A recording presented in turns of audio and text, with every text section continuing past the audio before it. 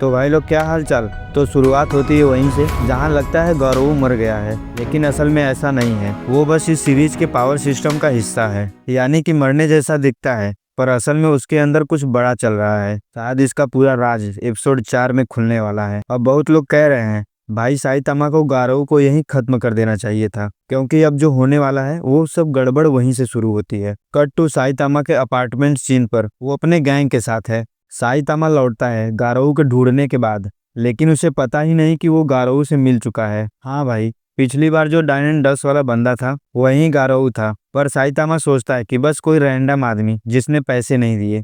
Bank man while tension में है। उसे लगता है कि शायद साइतामा ने गारो को मार दिया। वो कहता है तो उससे भिड़ा था ना। साइतामा बोलता है नहीं भाई, मेरा वैलेट खो गया। बैंक तो शॉक्ड, क्या? तभी फुबुकी आती है।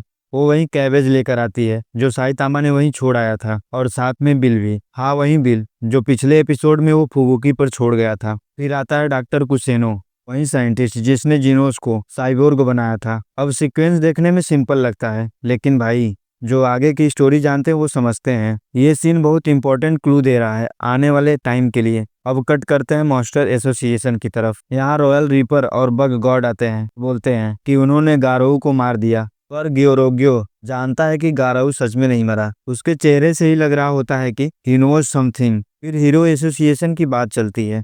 चाइल्ड एम्पीरियर की रोबोट ड्रिल और मास्टर एसोसिएशन की लोकेशन ट्रैक करने वाला है, जो इल्डर सेंटीपेड के टनल्स में घूम रहा है। मतलब सीधा हिंट है कि जल्द ही हीरो और मॉन्स्टर की वार शुरू होने वाली है। अब यहाँ एक छोटा लेकिन बहुत ही मजेदार हिस्सा आता है।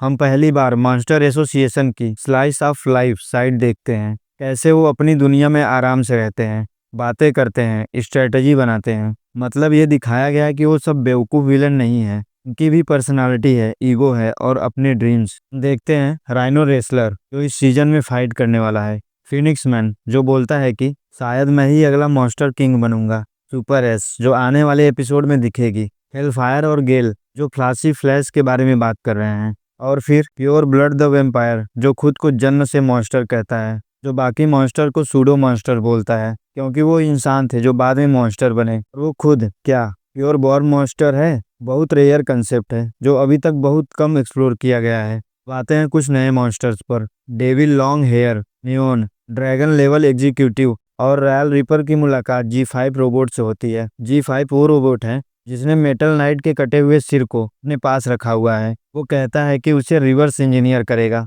मतलब कुछ बड़ा आने वाला है। फिर हम देखते हैं तारियो को, जिसे उठाकर वगनमा की सेल में डाल दिया गया है। अब हीरो एसोसिएशन के पास दो कारण है मॉन्स्टर एसोसिएशन में घुसने की, वगनमा को बचाना और तारियो को भी। यहाँ स्लज जेलीफिश सभी ड्रैगन लेवल मॉन्स्टर की लिस्ट बनती है।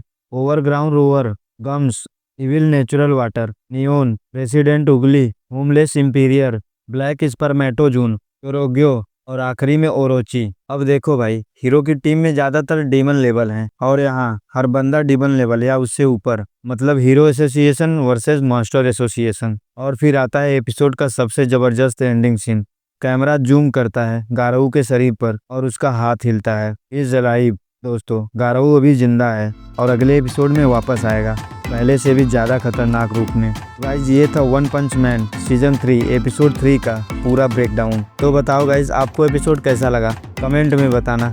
और अभी तक सब्सक्राइब नहीं किया तो करो यार, क्योंकि आगे जो आने वाला वो नेक्स्ट लेवल है। मिलते हैं नेक्स्ट एपिसोड में, तब तक के लिए धन्यवाद।